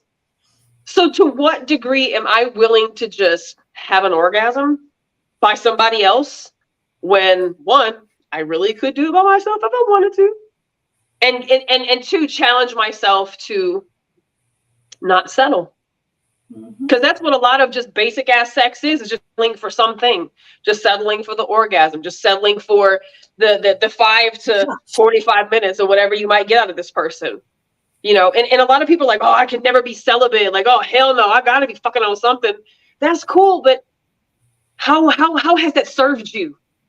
Outside of having numerous children by numerous different women or by numerous different men and not being in a relationship and unable to care for your family or whatever else it may possibly turn into, what does that do for you? Nothing. There's a power. There's a power in abstinence. There's a power in celibacy. There's a power in sitting alone and being alone and feeling alone and knowing what the fuck alone feels like. And alone isn't always lonely. No. There's a power in understanding who you are. There's a power in learning who you are. So it's interesting when I thought about this conversation earlier. I was like, there's so many. If we'd had this conversation 7 years ago, I don't know if I'd have the same conversation then that I have today. No. Today I'm a different person. I understand things differently. I understand men differently. I understand women differently. I understand me differently. Ultimately, that's all that matters. I understand me differently. Mm-hmm. So I really couldn't even honestly make a very long list of things because I think it's all about compromise. I got a few. And boundaries. Boundaries, yeah, absolutely. You have to have boundaries. Yeah, like you learn your boundaries in the interim of all of the shitstorm of things you go through, Yeah. But once you learn them suckers, do what? When you're willing to compromise, you've got to know what your deal breakers are too, though. Period. Mm-hmm. And I'm okay with having the deal breakers that I have. I know I get a lot of shit for my deal breakers and people tease me all the time. You gonna be single forever? I'm okay with that. Yeah. Do I want a partner? Absolutely. Do I want a happily ever after? Absolutely. Do I want a best friend for life? Absolutely. I've never not. But I'm not gonna settle. I refuse to settle. And I refuse to compromise on a lot, but I won't compromise on myself. No, and I refuse to think I refuse to think in lower self. Let's refuse to. Lower self gets me nowhere. Self generally gets me, at least manageable while I'm by myself, trying to figure this thing out and not fucking set fires that I have to walk through, while I'm doing it. I'm good on that.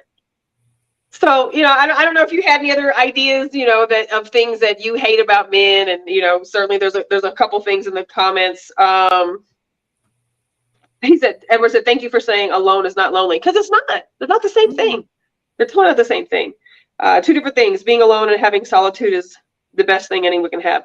I agree. Solitude is something that I think I used to not like, but I love my solitude today. It could be a defense mechanism too. It could honestly be a little bit of part of depression. I'm not quite totally 100% sure, but I love solitude because I am my absolute best friend. Static Vibe says women use men crying as a weapon at times. And tell it after a breakup, he was crying like a little boy. Yeah, that whole crying thing really bothers me. I don't think that we're saying that men should just be crying 24/7, but being able to tap into that emotion, being able to tap into heart, being able to tap into spirit, being able to tap into how I feel other than rageful, or happy, or horny. Right. Because we know that you're made up of so more than just that. Because what you don't show us seeps through your pores in every other way. So we know you're pissed. We know you're sad. We know you're depressed. We know you need help. You don't tell us those things. We can't read minds. We try to overcompensate and do things for you because we know that you need certain things that you won't talk about. And then you get mad at us because we're mothering, or we're, crossing lines, or we're pushing buttons. And I just don't want to talk about it. I don't want to talk about it. I don't want to talk about it. And I'm a firm believer in not talking about something if somebody says they don't want to talk about it. Like I'm not going to keep pushing buttons and force a person to talk about something. But when your behavior shows your resentments, we got a problem. We got a problem.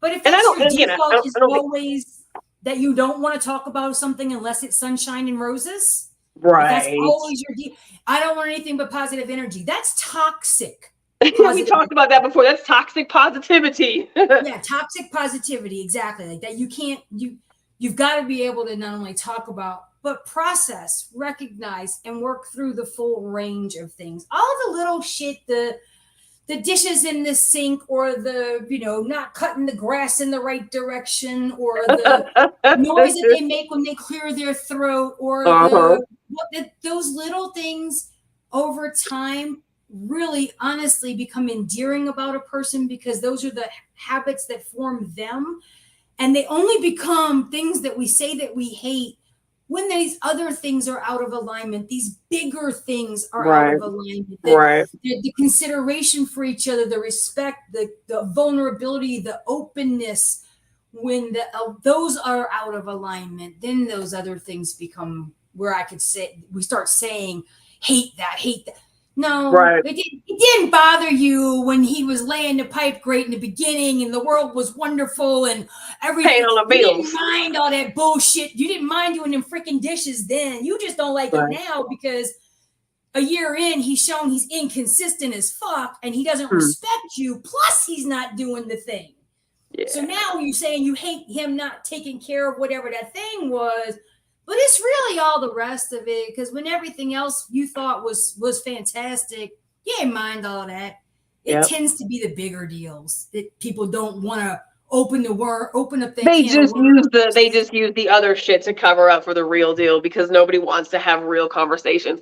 And I know I've filmed this up here like 3 times, but this is really and truly it. We all heard Smack talk about 52 weeks. Years and years and years and years and years and years and years ago. And I remember one of our first free thinkers where he talked about this. Most of the women and the men were like, man, fuck that. Ain't nobody waiting 52 weeks. That's a whole year. But really and truly, in a year's time, how many relationships do we see some of our friends go through? In a year's time, how many men or women do you run through your fucking bed? Do you run through your spirit? Do you exchange energies with? In a year's time, how much fucking up have you done? In a year's time, how far backwards have you gone in your healing as opposed to moving forward in your healing? But literally getting to know somebody before you become intimate with them. Getting to know somebody before you give to them something you can't get back. Like, I'm not saying you have to wait a whole entire year to be intimate with somebody or decide that you like somebody or want to be with somebody. But all too often, we are meeting them, sleeping with them, and shacking up in like a couple months top. And then you fucking wonder why all hell breaks loose at the end of the day. You don't even know each other. Yeah. You don't know each other. You don't know your likes or your dislikes. You just know you don't like them anymore. And so here goes the next relationship and the next relationship and the next relationship, building resentments and building frustrations and building hardness towards wanting to grow, wanting to learn, wanting to love, wanting to be better. I mean, you sit back and you look at it, it's a repetitive cycle. And, sometimes it's really easy to diagnose it and prescribe it and tell you how to fix it. But ultimately, relationships are a fucking trip. Relationships are an absolute trip. And I guess that's really all I got. That's just where I am. Relationship is not on the table. I'm just watching. I'm just watching. I'm just watching. And it's an interesting time to be single, I think. So I don't know. I hope that, anybody who watches this, tomorrow, next day, so on and so forth, was able to pick apart some of what we said. I don't think we really necessarily hit on specifics that we do or don't, that we hate about the opposite sex per se. But I think this was still a great conversation to be had. I think that we did talk about some of the key points that we all experience in our relationships, that we all don't like about our relationships. So for those that are listening, or those who don't like what we said, or whatever the case may be, the whole point of this was to try to understand each other a little bit more. And I definitely feel like when we have these conversations, I learn a little bit more about men, things that I would never have known. I'm not a man, but I definitely would never want to be one either. That's one of the things I was thinking about when Q was talking earlier. I would never want to be a fucking man. I wouldn't. I love being a woman. Men have their own whole role in this world, as women do too. But I would not want to do the job that men have to do. So thank you, men, for doing the jobs that you do. We do appreciate you. We do value you. We do love you. And we do need you. We need you healthy too. And women, we love you too. Women, we need you too. Women, we want you too. Women, we value you too. Men need women and women need men, period. So hopefully something in this conversation tonight was stimulating, was insightful, was eye-opening. Grateful for all the feedback. Grateful that you joined us tonight. Thank you for joining us. Don't know what happened to Q. Dallas disappeared. Thank you, Dallas, for joining us. All the comments, really and truly appreciate it. Y'all go back and look at some of the comments in all of the different feeds and just engage with each other. Can keep the conversation going. Any closing thoughts, Jules? I just love being able to be part of it when I'm able to. And, it's been a lot of years we've been doing this thing, girl. So I'm glad everybody had the opportunity to join in. And it was a good conversation. I definitely learned a lot about men's perspective and some of the things that they're experiencing and going through, and things that women are not aware of or not cognizant of in those moments. So the guys that participated, we spoke for women, and some of the commenters did, but to the men that were willing to participate in this conversation, thank you for being willing to even express those things, because believe it or not, that was a vulnerability that that's the type of stuff that we're talking about. Just be willing to communicate with us. And the fact that you guys did that in the comments, that you did that coming on live, thank you, because that's what this is the whole deal. That's the whole deal. So let's talk about it, man. Let's talk about it. Let's try to fix it. Let's talk about it. Because for those of us that do want to live in a piece of space, we have to be able to communicate with each other. We just do. Yep. So appreciate y'all for joining us. Appreciate everybody that's joined us in the comments. Those of y'all who joined us live, just make sure that you hit share. If you haven't subscribed to the YouTube channel, please do subscribe to our YouTube channel. And we got conversations coming up week after week. So we'll see y'all next Tuesday. Good night.